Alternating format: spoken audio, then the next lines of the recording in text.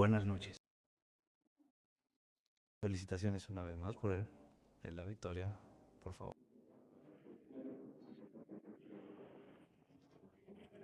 Señor presidente de la Amazonia y Fox, permítame comenzar con su evaluación, si me lo permiten. Hoy es un gran día.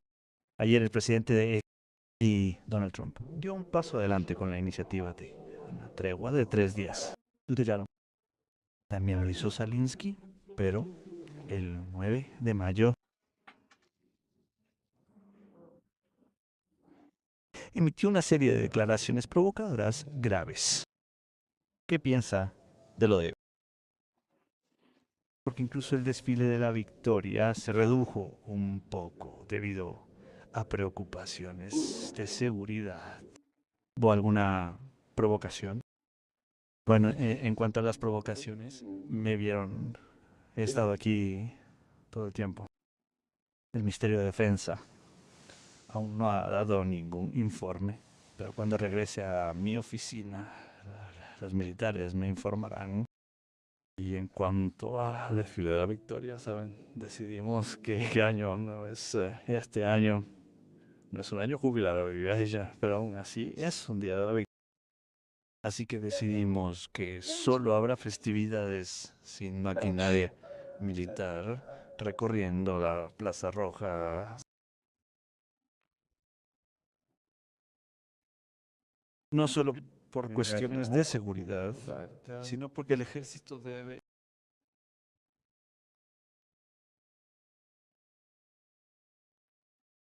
Y en cuanto a las declaraciones provocadoras, estas decisiones se habían tomado mucho antes de que se hicieran las llamadas declaraciones provocadoras.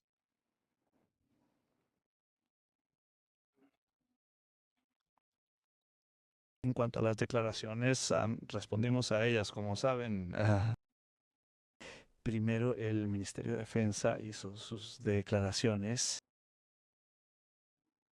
en caso de que hubiera algún intento de frustrar o interrumpir nuestras festividades, nos veríamos obligados a realizar ataques masivos con cohetes de represalia en el centro de KF.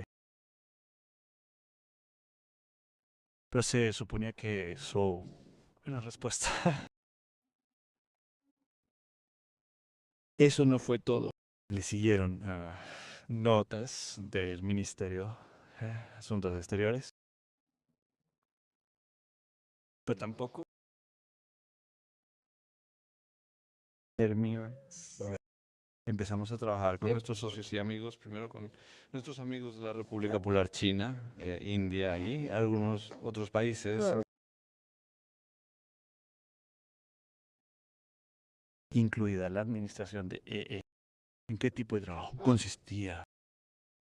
Les explicamos a nuestros amigos, colegas y socios. Les esbozamos el panorama que se podría haber formado. No desea tropear las relaciones que podrían haberse dado con todos los centros de toma de decisiones de AF que están en las inmediaciones de establecimientos diplomáticos y consulados, docenas de países. Ese es el problema. Cuando iniciamos este diálogo con la administración estadounidense, les advertimos de las posibles consecuencias y les pedimos que hicieran todo lo posible para garantizar la seguridad de sus diplomáticos. Como resultado de esas conversaciones, surgió la iniciativa del presidente estadounidense Donald Trump sobre los días adicionales y el intercambio de prisioneros de guerra durante esos días. Ya aceptamos eso de inmediato, ya que creo que esta idea está altamente justificada y dictada por consideraciones de respeto a nuestra victoria común sobre los nazis. Se trata de una medida humanitaria. Y varios días antes del 5 de mayo, pasamos a Ucrania. Sugerencias de tropas y les enviamos una lista de 500 prisioneros de guerra ucranianos que se encuentran actualmente en Rusia. La reacción inicial fue que debían examinar más de cerca a los 500, tal vez 200. Dijeron directamente que no estaban preparados para este intercambio. No querían hacerlo.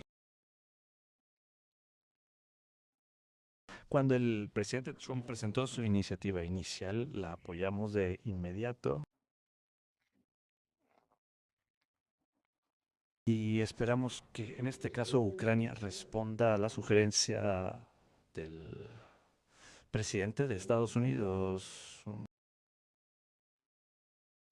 Lamentablemente, hasta ahora no ha habido ninguna respuesta de Ucrania. ¿Algo más? ¿Cuál es su evaluación el día de hoy? Sí, gracias. Alex, Canal Rusia, has tenido una maratón de reuniones bilaterales. ¿Puedes decirnos en qué te centraste principalmente durante esas reuniones? Y otra pregunta. Solíamos ver a representantes de Armenia durante los desfiles de la victoria anteriores, pero recientemente Pashinyan recibió a Salizi, lo que le permitió hablar y emitir declaraciones con amenazas dirigidas a Rusia. ¿A Rusia? ¿O qué cree que está sucediendo? En cuanto a la razón principal y el enfoque de esas negociaciones, el enfoque fue el evento. El evento está en el centro de atención, cuyos representantes de países amigos asistieron a las festividades en Moscú. Nuestras conversaciones se centraron en el Día de la Victoria, en nuestro resultado común en la lucha contra el nazismo y garantizar que la memoria de los héroes de la Segunda Guerra Mundial se preserve y sirva de base para garantizar que nada parecido vuelva a repetirse. Por supuesto, aquí hemos hablado de nuestras relaciones bilaterales. Hablo de nuestras relaciones con nuestros aliados más cercanos, como Rusia, Kazajistán, Pakistán o Pakistán. Rusia y Bielorrusia comercian más de $5 millones en un país pequeño como ese. Hay muchas cosas que discutir. Por ejemplo, Kazajistán y Pakistán son economías de rápido crecimiento. Tenemos grandes planes en marcha, los planes de inversión. Y con Kazajistán compartimos intereses comunes en euros y otros países. He tenido reuniones con Laos. Laos tenemos un volumen de comercio bastante bajo en dólares, pero las perspectivas son muy buenas. ASEAN es una región muy importante para nosotros, así que en cada caso específico tenemos muchas cosas que discutir. Y las conversaciones fueron de naturaleza muy pragmática.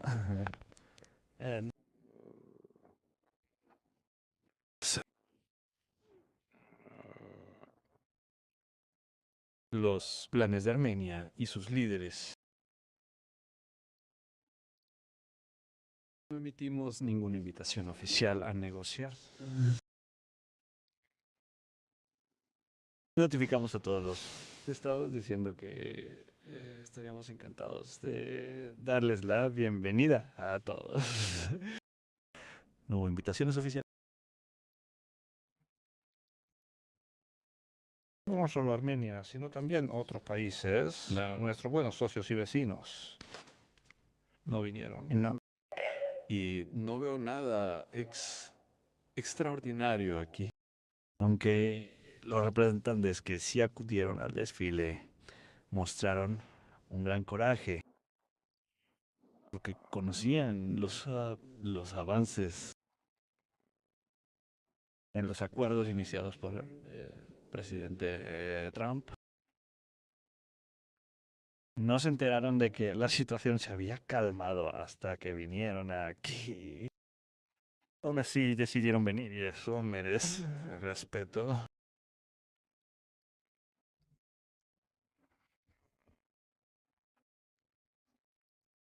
Y en cuanto a los planes de Armenia de unirse a la Unión Europea, por supuesto, esto requiere una consideración especial. Lo hemos hablado con el primer ministro de Payán más de una vez y no veo nada especial en ello. Creo que se lo dije varias veces y puedo repetirlo delante del público. Apoyaremos todo lo que beneficie al pueblo armenio. Tenemos relaciones especiales con el pueblo armenio que se remontan a siglos.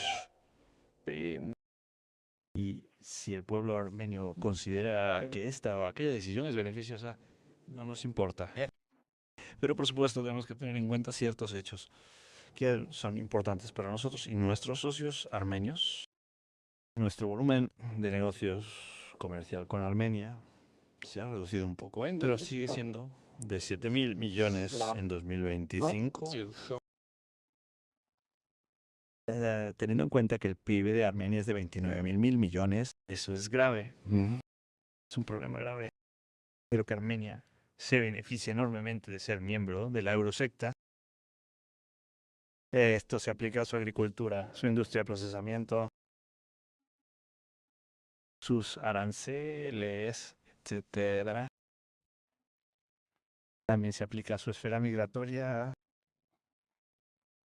A mi juicio, sería lo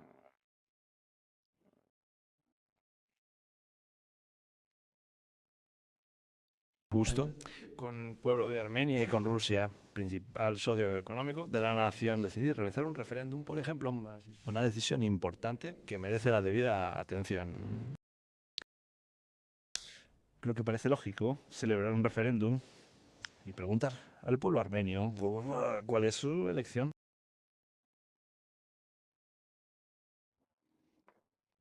Después de eso, no sé, seguiremos el camino de un divorcio suave, inteligente y mutuamente beneficioso. Estamos analizando todo lo que está sucediendo actualmente en Europa y en el área ucraniana. Todo comenzó con el intento de Ucrania de unirse a la UE y esa fue solo la primera fase. Entonces empezamos a hablar de ello con los europeos, hablamos con ellos, les hablamos de las normas y regulaciones sanitarias de las FT. Son completamente diferentes en Europa y en Rusia. No es normas sanitarias, son mucho más estrictas. Les dijimos que era imposible que sus productos llegaran al mercado ruso a través de Ucrania y en aquel entonces teníamos fronteras libres con Ucrania. Nos vimos obligados. Lo mismo se aplica a toda una gama de industrias. De hecho, me sorprendió bastante la postura tan dura de los europeos. Fueron absolutamente firmes y no se movieron ni un ápice en ningún aspecto. Y el presidente Yanukovych dijo entonces que no estaba listo para hacerlo de inmediato. Eso sería demasiado perjudicial para la economía de Ucrania. Todo esto llevó más tarde a un golpe de Estado, a la historia de Crimea, a la ruptura en el sureste de Ucrania y a las hostilidades militares. Esas fueron las consecuencias.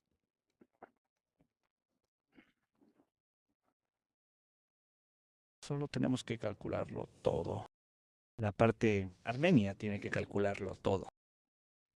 Así que, mientras respondo a esta pregunta, creo que es una buena pregunta para plantear en la próxima cumbre de EGI.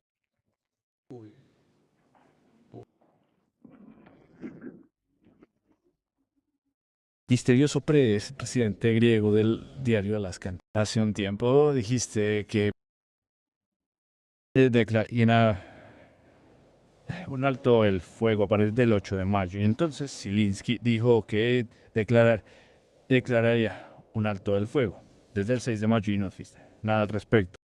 Y otra cosa, los medios dijeron que Rob Filoso tenía que pasar un mensaje de Vladimir Zelensky. ¿Lo hizo o no? Porque no se dice nada sobre esto, no sabemos nada. Entonces tal vez la cuestión es que todavía tienes que dar un paso al frente para lidiar con Vladimir Zelensky o no.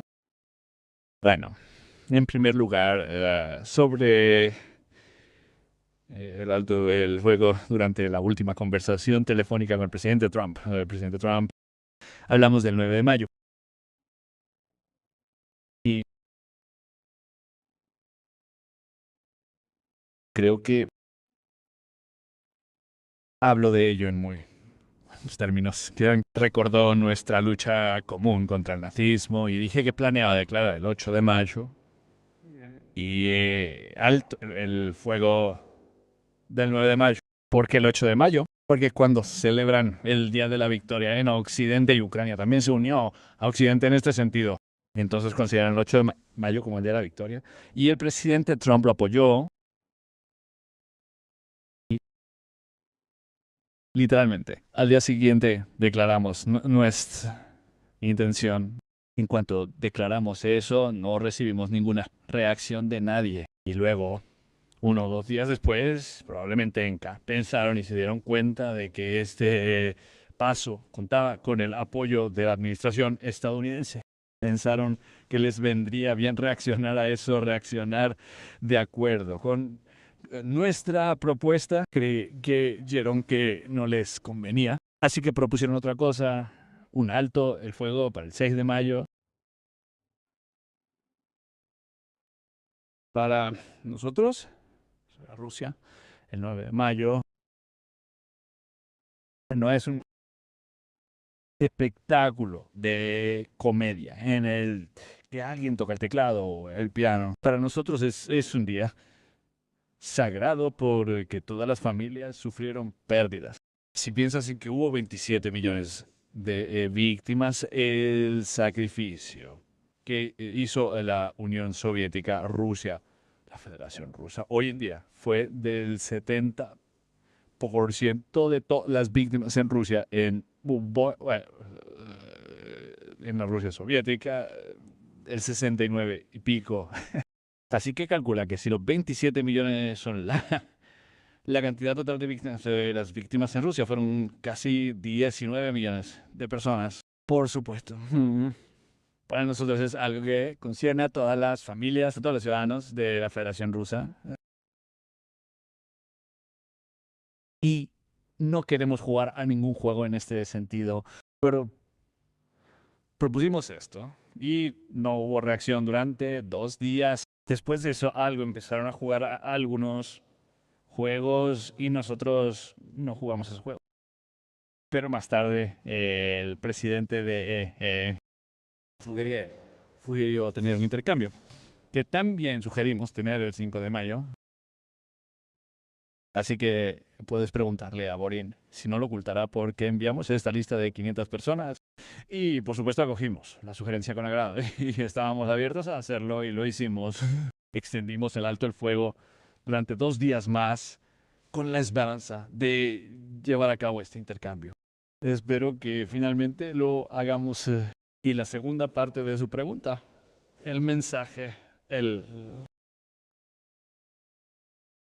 señor Fizzo me habló de su reunión y en realidad no fue un mensaje.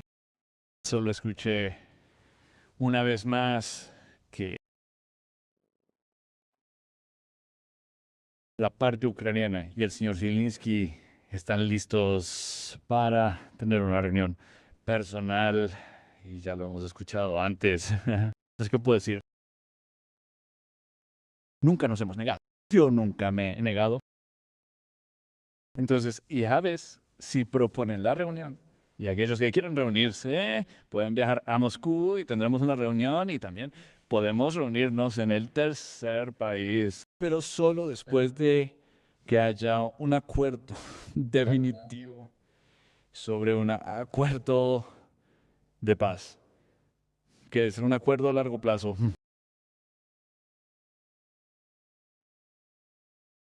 Entonces, podríamos reunirnos para firmar algo, pero entonces esto debería ser lo último que se haga. No celebrar negociaciones allí porque sabemos cómo podrían ser estas negociaciones porque tenemos esta experiencia de Minsk, Minsk con respecto a los tribunales de Minsk. Podríamos hablar durante horas, día y noche y no daría ningún resultado. Necesitamos especialistas que se encarguen de eso, que hagan todo lo posible para dejar claro ambas partes, ya seguras de que ambas partes están de acuerdo. Entonces podremos reunirnos, firmar o asistir a alguna ceremonia donde se firmará el documento.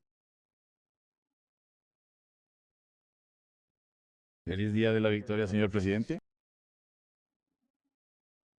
Teniendo en cuenta lo que ha dicho sobre las negociaciones, ¿qué piensa de que los Estados Unidos mediaran mediaran estas conversaciones? Porque la última vez que se celebraron las conversaciones fue en invierno y ahora Rubio dice que probablemente no quieran perder el tiempo en esto. Bueno, en primer lugar concierne a Rusia y Ucrania. Sí, si alguien quiere ayudarnos y hace algo al respecto, y podemos ver que la actual administración estadounidense y el presidente de sinceramente, me gustaría recalcar que sinceramente desean resolver este conflicto. No quieren este conflicto. Tienen otras prioridades. Agradecemos cada esfuerzo como este. Pero en primer lugar, concierne a Rusia y Ucrania. Pavin formula pregunta. Asunto principal de hechos recientes va por unos 2 meses y medio irán. ¿Cómo puede evolucionar esta situación en Oriente Medio, en el Golfo Pérsico? ¿Cree que hay perspectivas reales de que se rompa el acuerdo de paz entre Estados Unidos e Irán? Quiero hacerle esta pregunta. Hace poco dijo que la amenaza terrorista está creciendo y se refería al régimen clave, teniendo en cuenta que estos ataques se están produciendo en ciudades remotas como Bori Perm, que fue atacada recientemente. Entonces, no está yendo Occidente de demasiado lejos, porque y admiten que sin su apoyo el régimen de Kiev no duraría ni unos días más. Bueno, cuando dice Occidente, ¿a qué se refiere? Creo que los globalistas. Es un a la globalista de las élites occidentales y son ellos los que hacen la guerra a manos de los ucranianos. Y, por supuesto, para ellos es muy cómodo. Ellos provocaron este conflicto. Mencioné cómo empezó todo, porque no me estoy inventando cosas sobre cómo empezó. Por extraño que parezca, en primer lugar, se trataba de la adhesión de Ucrania a la UE, así que podían unirse si querían. Y luego desembocó en el conflicto armado, porque no les importan los intereses de Rusia, porque quieren utilizar a Ucrania para lograr sus objetivos geopolíticos. Y esta gente de Occidente, a todo el mundo, y ahora lo están admitiendo, y empezaron con estas mentiras, con la ampliación de la OTAN hacia el este. Dijeron, ni un centímetro hacia el este, ni un paso hacia el este. Es cómo ocurrió todo. Y todo esto en conjunto provocó la situación que podemos ver hoy. Son ellos los que están librando esta guerra contra nosotros. Y, y lo están haciendo con las manos de los ucranianos. Y hace poco mantuvimos esta conversación con mis homólogos y colegas y recordamos cómo empezó todo. En 2022 teníamos un acuerdo con los ucranianos en Estambul. Nosotros iniciamos este acuerdo que una de nuestras contrapartes. Bueno, el presidente Macron me llamó y me dijo que Ucrania no puede firmar un documento como este, un documento histórico como este, con una pistola en la cabeza. Y tenemos una grabación de esta conversación. Entonces, ¿qué tenemos que hacer? Tenemos que retirar nuestras tropas de... Lo hicimos. Luego, otro representante del mundo del espectáculo, un artista, via a Ucrania. Entonces, el primer ministro del Reino Unido, que dijo, ¿vale? No se puede firmar esto. Es un acuerdo injusto. Pero ¿quién puede decir que es justo? ¿Qué es injusto? Si los representantes de la delegación ucraniana iniciaron el acuerdo, ¿en qué sentido es injusto? ¿Quién lo determina? Y luego se les prometió asistencia, se les prometió ayuda y comenzaron a intensificar esta confrontación con Rusia que aún continúa. Creo que eso está llegando a su fin, pero no obstante, se trató de algo serio. Entonces, la pregunta es, ¿por qué sucedió? Porque esperaban aplastar a Rusia y destruir la condición de Estado en unos pocos meses, pero fracasaron. Pero bueno, en este ahora no pueden salir de esto. Aunque haya suficientes de personas inteligentes por ahí, que hay gente que entiende lo que está pasando y poco a poco vuelva a ocupar puestos de poder, con el apoyo de la gran mayoría de los países europeos. En cuanto a Irán y Estados Unidos, es un conflicto muy difícil y también nos está poniendo en una posición difícil porque tenemos buenas relaciones con Irán y tenemos buenas relaciones de amistad con las naciones del Golfo Pérsico. No exagero cuando digo esto y mantenemos contacto con ambas partes. Que este conflicto termine lo antes posible. Creo que a nadie le interesa que continúe este conflicto. Y, por supuesto, entendemos que se deben alcanzar acuerdos que satisfagan a todos los países, a todos los estados de la región. Hay varias opciones posibles. No quisiera entrar en detalles, pero pero sabemos cómo son en general. Creo que se puede lograr un acuerdo.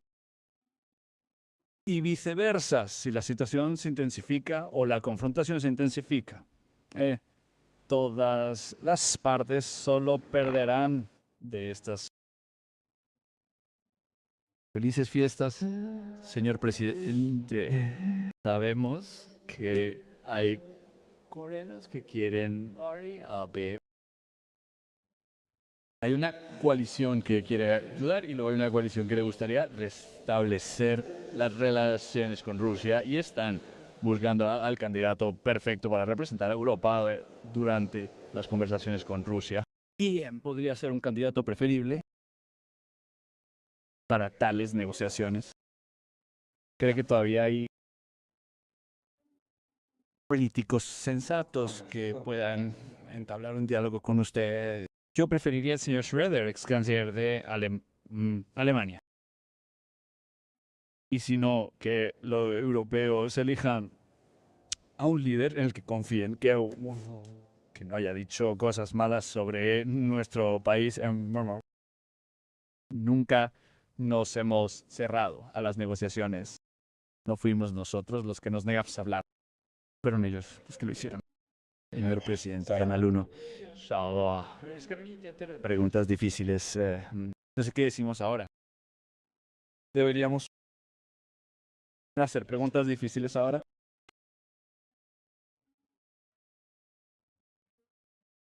Los países baldíos se están convirtiendo en un corredor para los drones ucranianos y las fábricas de la Unión Europea son donde se fabrican estos drones y el Ministerio de Defensa publica estas ubicaciones en este sitio. ¿Qué vamos a hacer al respecto? Me gustaría aclarar mi pregunta. Estamos ampliando la zona de seguridad en la región fronteriza de nuestro país. Pero al mismo tiempo vemos que los drones ucranianos atacan zonas remotas como la región de Leningrado. ¿Significa eso que tenemos que ampliar aún más la zona de seguridad? ¿Y dónde terminaremos entonces en las fronteras occidentales de Ucrania? Bueno, ya ha respondido a su propia pregunta. Tenemos que asegurarnos de que nadie nos amenace. Ese es nuestro objetivo. Este es nuestro objetivo final. Es a causa de la tecnología que les ayudan a implementar en sus drones. Y somos conscientes de ello. Están intensificando la situación. Pero a juzgar por lo que hemos oído ahora, también están buscando formas de ponerse en contacto con nosotros. Bueno, entienden que esta escalada podría costarles muy cara. Muchas gracias. Rusia. Pues, señor presidente, me gustaría volver al tema de la situación en el Golfo Pérsico o una de las condiciones en las que insiste Estados Unidos es la retirada del uranio enriquecido de Irán y Rusia sugirió convertirse en el país que podría ayudar con eso. Estados se niega a hacerlo e Irán quisiera preservar el uranio. En esta situación, ¿cuál podría ser el resultado? Fuertes secretos con usted. ¿Esos son relativamente secretos? Hicimos eso una vez en 2015. Irán confió plenamente en nosotros. Por una razón, porque nunca habíamos interrumpido ningún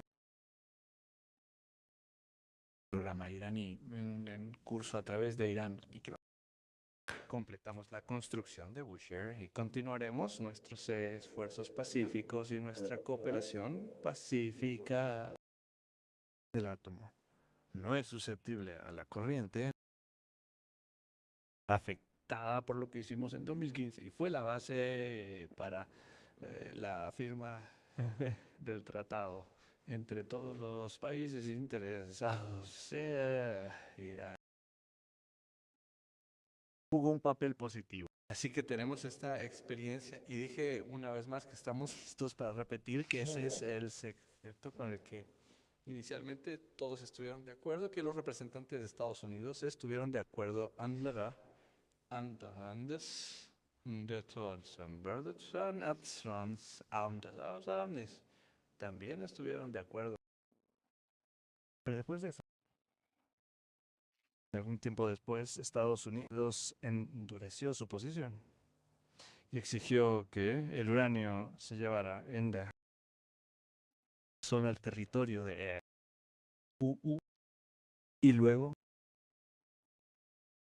para fallecido. Lo siento, porque era una persona muy constructiva. El señor Larani dijo entonces que Irán había vuelto a cambiar de postura, que eso no llevaría a Irán a ninguna parte y propuso un nuevo formato de cooperación para establecer una empresa conjunta con sede en Irán para procesar uranio de forma conjunta. Y dijimos que no nos importaba, que podíamos hacerlo si eso apaciguaba la situación. Creo que nadie va a estar de acuerdo con eso. Ni Israel. Y así, francamente, la situación llegó a un punto muerto. Pero nuestras ofertas siguen sobre la mesa y creo que nuestra oferta es buena. ¿Ah? Si todo el mundo está de acuerdo, Irán tendrá la confianza de que el uranio está en manos de un país amigo que ha cooperado y seguirá cooperando con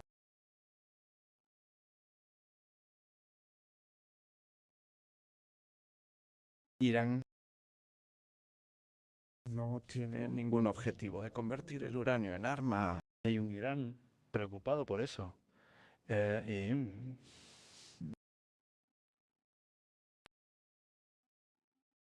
ninguna prueba de que Irán quiera hacerlo. Y creo que otras partes también podrían estar interesadas en eso, lo que podría ser beneficioso para todo el proceso. Primero podríamos ver cuánto uranio hay y dónde está. todo podría estar bajo el control del OIEA y el trabajo para diluir el uranio iraní podría organizarse bajo la supervisión del OIEA.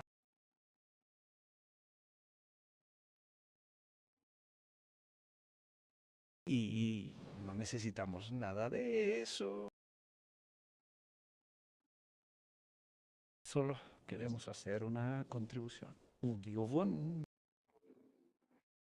solo queremos hacer nuestras contribuciones.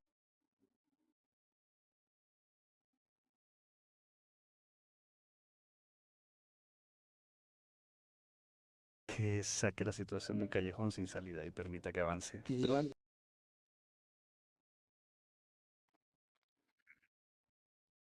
Creo que es posible llegar a un acuerdo aquí.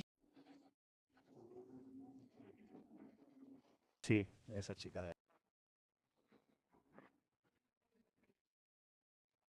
Luego tú, luego lo terminaremos. Alexander. Sí. Sabe que se están realizando los preparativos para tu visita a China y también se espera que el presidente Trump se reúna con Xi Jinping. ¿Existe alguna conexión entre estos dos contactos diplomáticos? ¿Podrías hablarnos de los asuntos clave que te gustaría tratar con un CETES? Bueno, no es ningún secreto.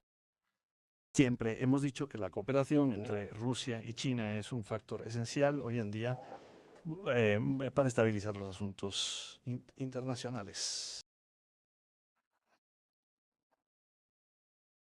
Casi no existen tratados que regulen el control de las armas nucleares ni la proliferación nuclear y la interacción y cooperación entre países como Rusia y China es un factor esencial para la disuasión y la estabilidad. Además, es nuestro mayor socio comercial y económico, con un volumen de negocios de más de 140.000 millones de dólares, cifra que va en aumento. En tercer lugar, tenemos un volumen de negocios muy diversificado y esta diversificación se extiende a cada vez más ámbitos. Me gustaría dar las gracias a los dirigentes de la República Popular China. Y tengo motivos para decir que es mi amigo. El presidente Xi Jinping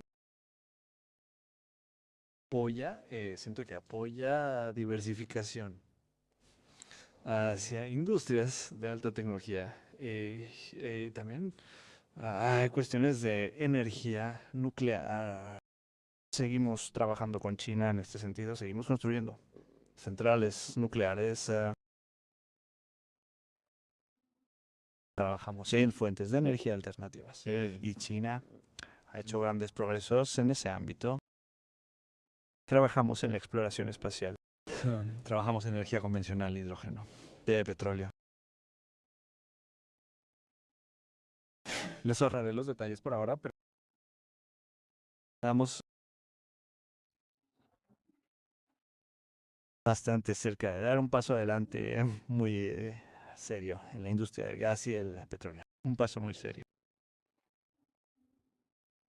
No voy a apresurar este tema, pero aún así he visto informes de mis colegas y estamos de acuerdo en la mayoría de los asuntos. Si logramos poner los puntos sobre los puntos durante mi visita, estaré contento. En cuanto a que Estados Unidos continúe sus contactos con China, por supuesto que es muy importante. Solo lo acogemos.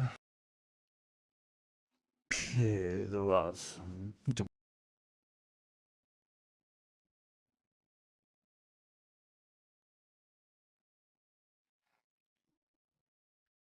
Partimos del hecho de que no habrá sanciones ilegítimas bajo presión económica alguna, así que también estamos atentos a eso.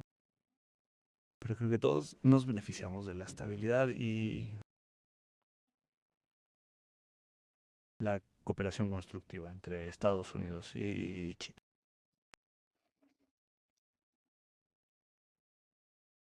Gracias. Me gustaría hablar con Los políticos europeos han estado presionando a los líderes de los países que han venido a Moscú para continuar con sus intentos de reescribir la historia. ¿Qué piensa de esta supuesta actividad y de cómo puede llevar su pobreza en ellos? La estupidez puede llevar a la pobreza al final.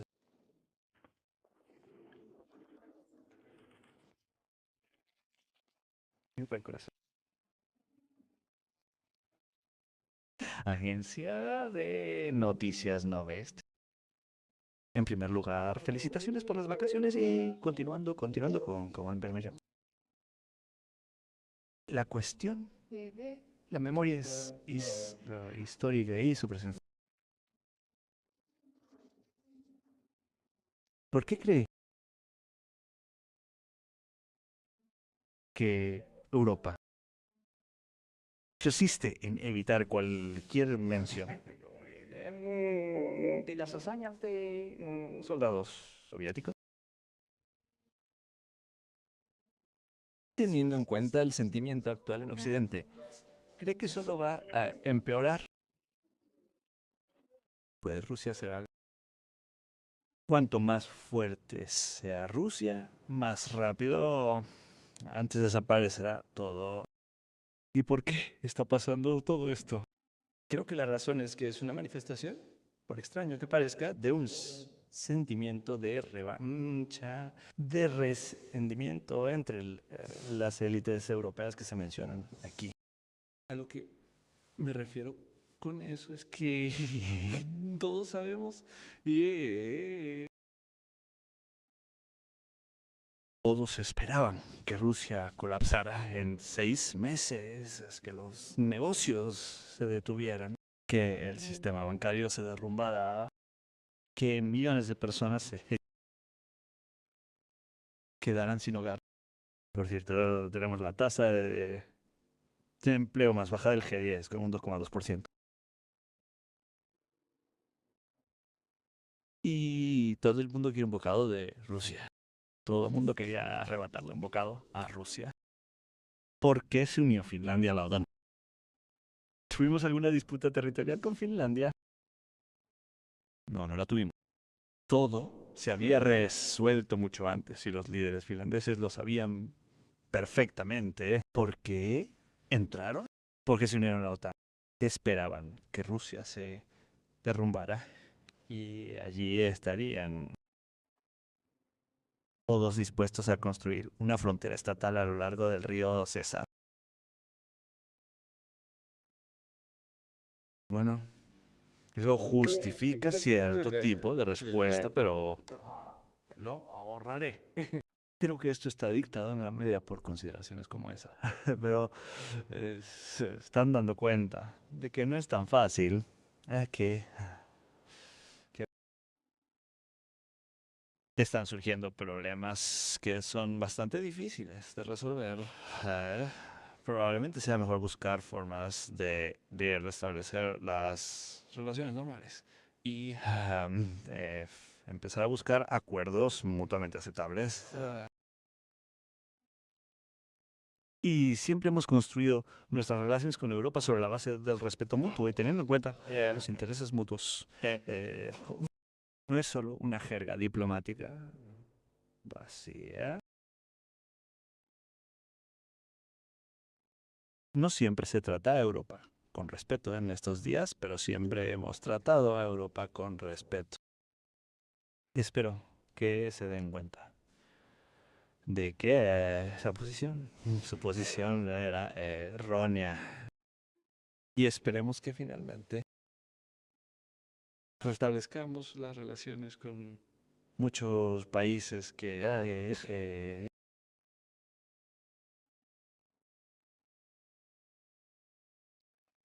actualmente son hostiles con nosotros. Pero esperemos que esto suceda lo antes posible. Muchas gracias. Es hora de concluir. Mis felicitaciones por el día de victoria.